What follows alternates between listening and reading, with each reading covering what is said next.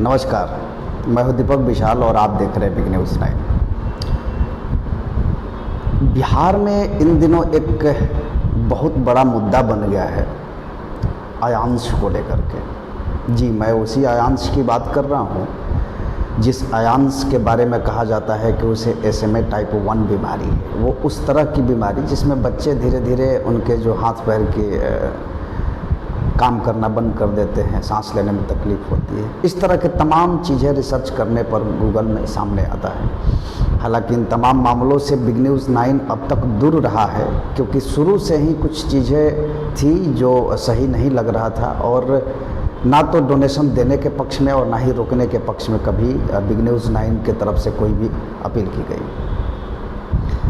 चूँकि बीच में बहुत सारे पत्रकार इसमें जुड़े, बहुत सारे पत्रकार आए, किसी ने उनके सपोर्ट में कहा, किसी ने उनके अगेंस्ट कहा, लेकिन सवाल ये उठता है कि जो सपोर्ट में है वो क्यों है और जो अगेंस्ट में है वो क्यों है। जो सपोर्ट में थे वो भी अगेंस्ट हुए।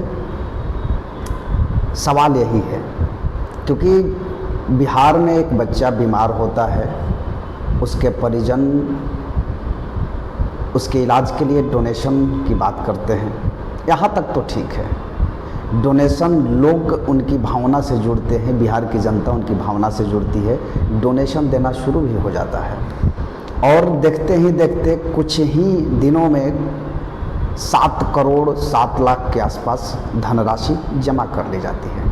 और ऐसा उम्मीद था कि बहुत जल्द ही 16 करोड़ का जो इंजेक्शन लगाना था वो धनराशि इकट्ठा हो जाएगी। लेकिन बीच में बहुत सारी बातें सामने आई।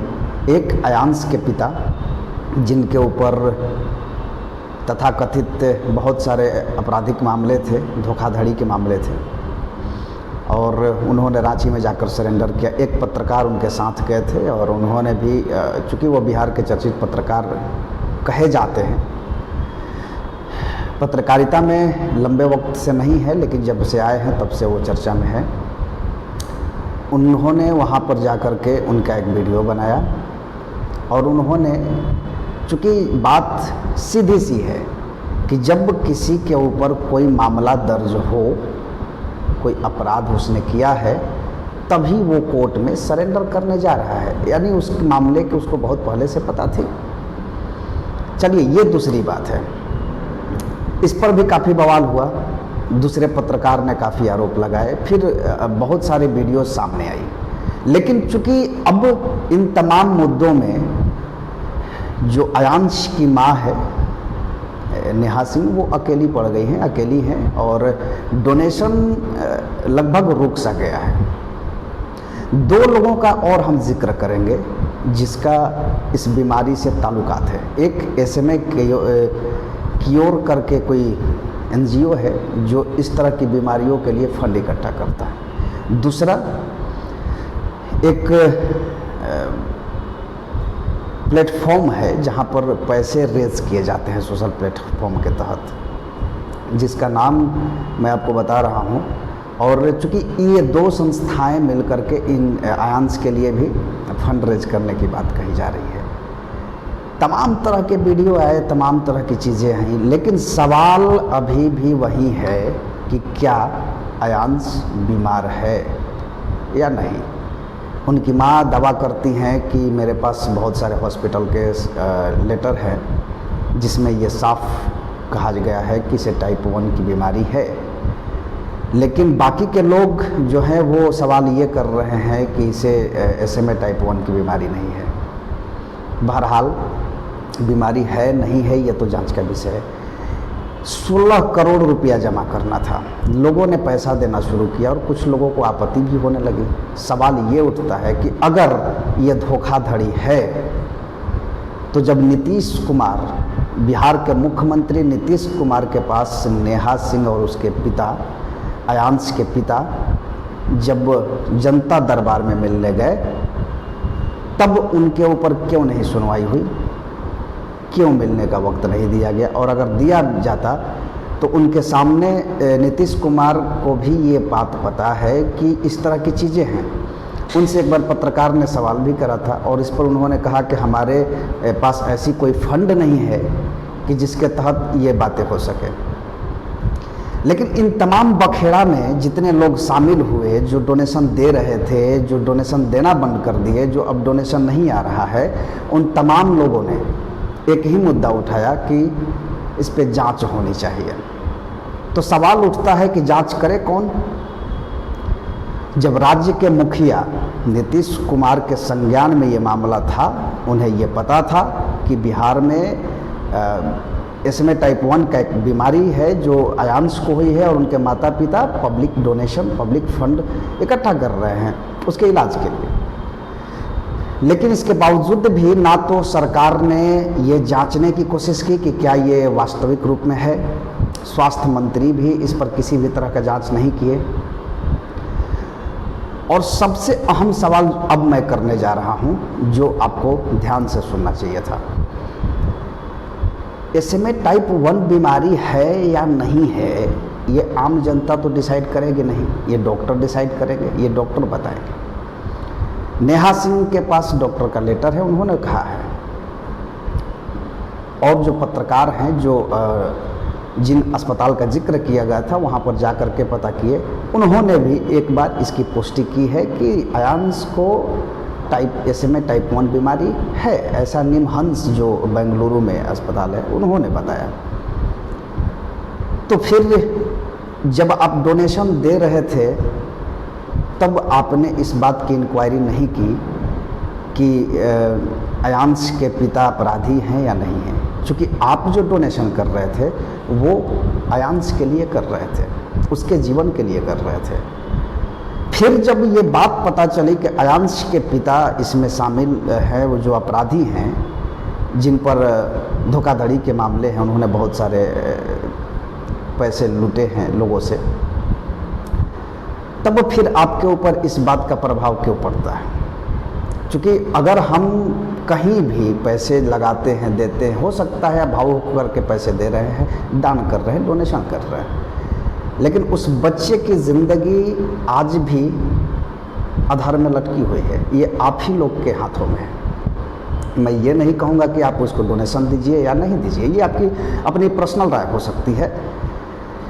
लेकिन अभी जिस तरह के कॉल और मैसेजेस अयांश के माताजी के पास जा रहे हैं, वो दुखद है।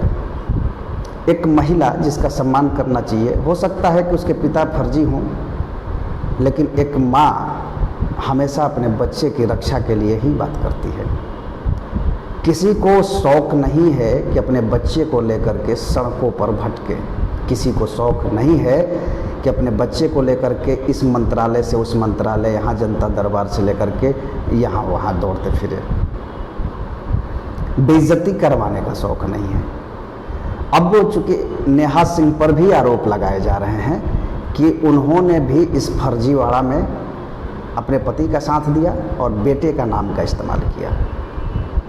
तथ्य क्या है मुझे नहीं पता। मैं आज तक कभी अयांश के माताजी से नहीं मिला, ना उनके पिताजी से मिला हूँ, और ना ही बिग न्यूज़ 9 की टीम कभी इस मुहिम में जुड़ी। लेकिन जिस तरह की खबरें, जिस तरह की पत्रकारिता, जिस तरह की अफवाहें सोशल मीडिया में आ रही है, उसको देखते हुए ये कहना ज़रूरी हो गया था। क्योंकि एक माँ अपने बच्चे को लेकर दर दर पे ठोकर खा रही है इस बात के लिए कि उसके बच्चे बीमार हैं, उसके बच्चे को SMA टाइप 1 है और उसके इलाज के लिए उसे पैसों की ज़रूरत है। आप जनता हैं, आप दें ना दें ये आपके ऊपर निर्भर करता है। उन्होंने अपना पक्ष रखा है, उन्हें ज़रूरत है। अगर आप नहीं देंगे तो हो सकता है अयांश कल न रहे हम लोगों के बीच। अगर आप देंगे और अगर उसे SMA टाइप 1 बीमारी है, इलाज किया जा रहा है, तो हो सकता है अयांश आपके बीच हो। कल वो देश का प्रधानमंत्री हो सकता है, इस देश का मुख्यमंत्री हो सकता है, एक IPS ऑफिसर हो सकता है, एक IAS ऑफिसर हो सकता है। हमारे देश के भविष्य हैं ये नौनिहाल बच्चे। लेकिन अब उनके पास धीरे धीरे कुछ नेताओं के भी कॉल आने शुरू हो गए हैं और उनको धमकी भरे लहजे में ये धमकाया जा रहा है कि आप जो कर रही हैं वो गलत कर रही हैं। तो सवाल ये है कि अगर वो गलत कर रही हैं तो उनके ऊपर FIR कीजिए, जांच का आप बात कीजिए। आप प्रशासन के पास जाइए, आप सरकार के पास जाइए और कहिए कि ये महिला गलत कर रही है, इस पे जांच होनी चाहिए। अगर जांच में वो गलत पाई जाती है तो उन्हें सजा होगी, अगर जांच में सही पाई जाती हैं तो बिहारवासी, देशवासी उनके साथ हैं। लेकिन किसी महिला को फ़ोन करके धमकी भरा बात करना ये गलत है, ये नहीं होना चाहिए। मैं एक आपको ऑडियो क्लिप सुना रहा हूं और ये ऑडियो क्लिप सुनिए और उसके बाद फिर हम बात करेंगे कि क्या मामला है। मतलब कितने का टारगेट है? 200 करोड़ का। सर टारगेट आपको पता नहीं है? टारगेट आपको पता नहीं है सर? मनीष कश्यप जी जो है वीडियो बनाते हैं। नहीं सर, आप जो ये बात बोले आप लोग जो कर रहे हैं ना मैडम जी, ठीक है, आने वाले भविष्य में जी जितने भी बच्चे पैदा होंगे उन बच्चों के भविष्य के साथ खिलवाड़ हो रहा है, ठीक है। मतलब सर मैं आपकी बात नहीं समझ पा रही हूँ कि जो आप मेरी बात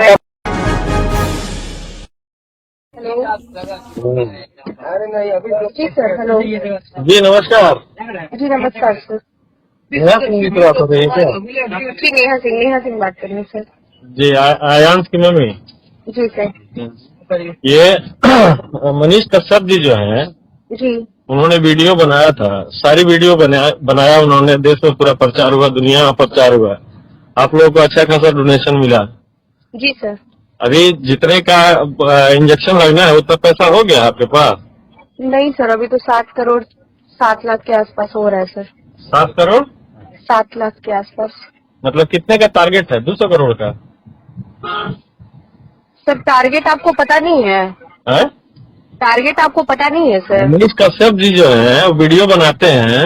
नहीं सर, आप जो ये बात बोले, एक सेकंड मेरी बात आप हाँ मैं आपकी बात सुन रहा हूँ। बिल्कुल सर, आप दूसरी बात सुन लीजिए। मनीष कश्यप जी जब वीडियो बनाए, जब रात्रि में आपके पतिदेव गए थे सरेंडर करने के लिए, उन्होंने सारा सवाल उसमें पूछा, लेकिन किस मामले में वो जा करके सरेंडर किए? पहले से उनके ऊपर कोई FIR था, कोई मुकदमा दर्ज था, किस मामले में उन्होंने जा करके सरेंडर किया?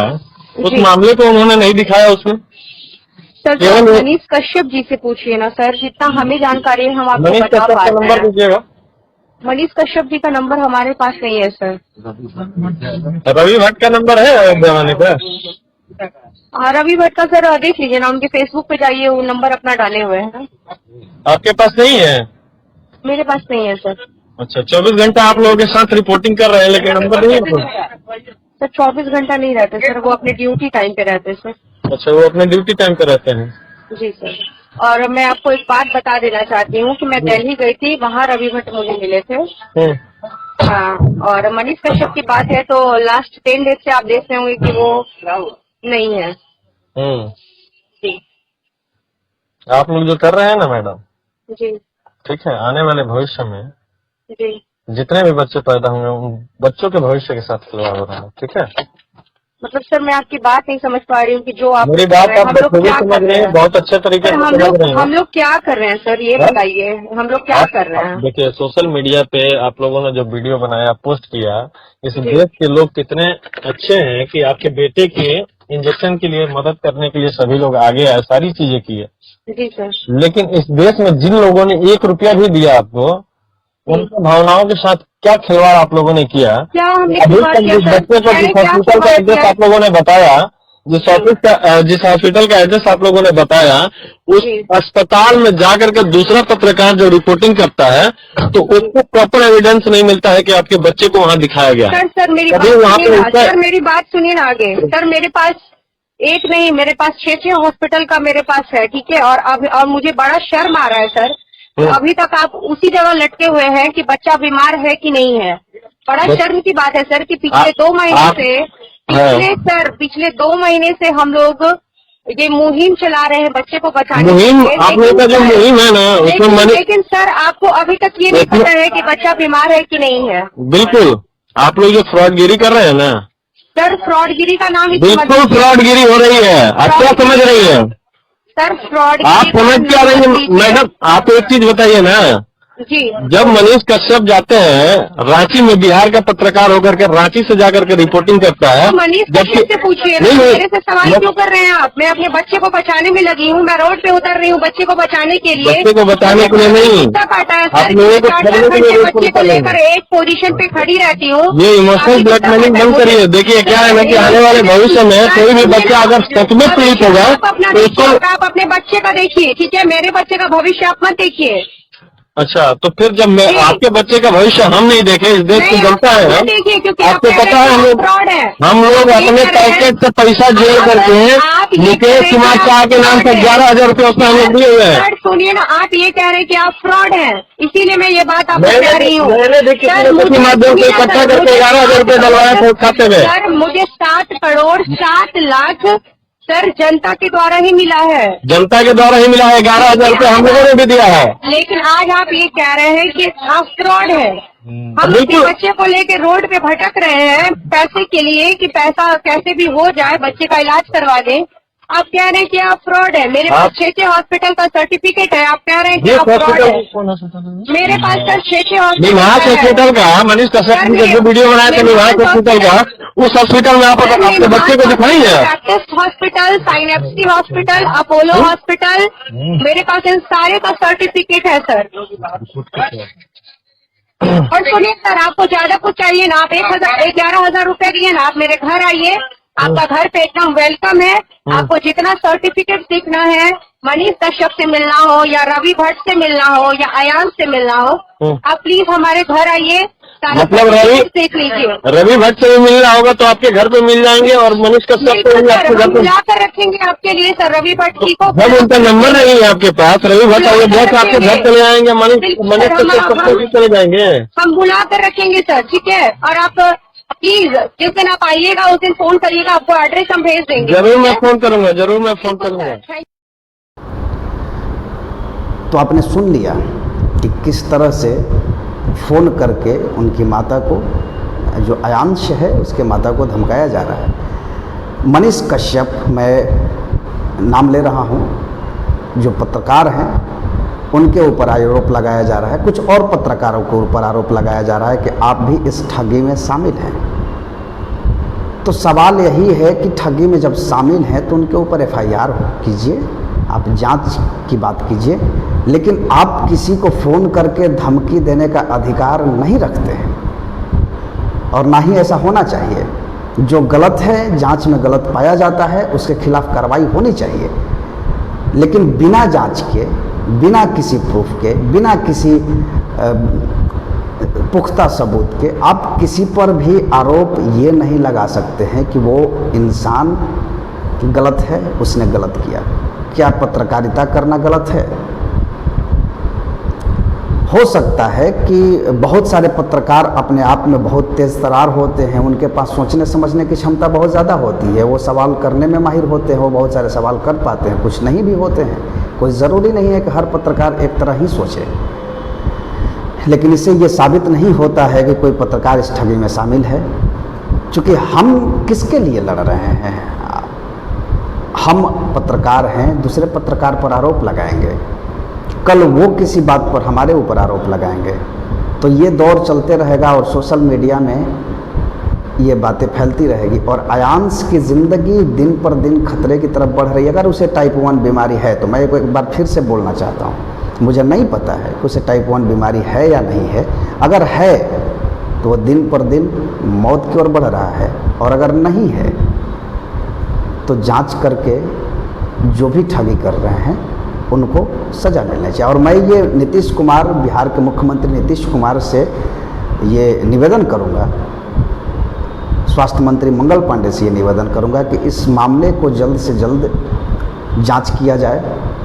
क्योंकि अगर वाकई में इस बच्चे को टाइप 1 बीमारी है तो उसके जान को खतरा है, और अगर समय रहते उसकी जांच नहीं की गई तो हम एक आने वाले भविष्य के नौनिहाल को खो देंगे। और इसके मौत की जिम्मेवार ये तमाम अधिकारी और जनता भी होंगे, हम लोग पत्रकार भी होंगे। क्योंकि जब पता हो कि इसे बीमारी है और इसके बावजूद भी हम भ्रामक खबरें चलाएं तो हमारी भी जिम्मेवारी बन जाती है और हम भी दोषी पाए जाते हैं। तो आप देखते रहिए, विचार कीजिए, कमेंट जरूर कीजिए कि क्या मामला है, किस तरह की है, और ऐसे तमाम खबरों को देखने के लिए बिग न्यूज़ 9 से जुड़े रहे। नमस्कार।